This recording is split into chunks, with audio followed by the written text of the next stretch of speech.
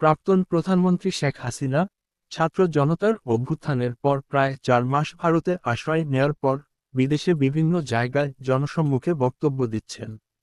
গত সপ্তাহে তিনি যুক্তরাষ্ট্রের নিউ ইয়র্কে আওয়ামী লীগ আয়োজিত একটি অনুষ্ঠানে ভার্চুয়ালি যোগ দেন এবং আগামী 8ই ডিসেম্বর লন্ডনে একটি অনুষ্ঠানে টেলিফোনে অংশ নেবেন। আওয়ামী লীগের সাংগঠনিক সম্পাদক খালিদ মাহমুদ চৌধুরী বিবিসি বাংলাকে এ তথ্য নিশ্চিত করেছেন। এর আগে ইউরোপের 2টি দেশে একইভাবে বক্তব্য দিয়েছেন তিনি। বিএনপি মনে করে, শেখ হাসিনা এসব বক্তব্য দিয়ে রাজনীতিতে টিকে থাকার চেষ্টা করছেন। 5ই আগস্ট ক্ষমতার পট পরিবর্তনের পর বিভিন্ন সময়ে শেখ হাসিনার ফোনালাপ সামাজিক যোগাযোগ মাধ্যমে ছড়িয়ে পড়েছিল, যদিও সেগুলো সত্যি কি না তা যাচাই করা যায়নি। ওই কথোপকথনে তাকে দলের নেতাকর্মীদের উদ্দেশ্যে নানা রাজনৈতিক নির্দেশনা দিতে শোনা গিয়েছিল। এবার শেখ হাসিনাকে জনসম্মুখে বক্তব্য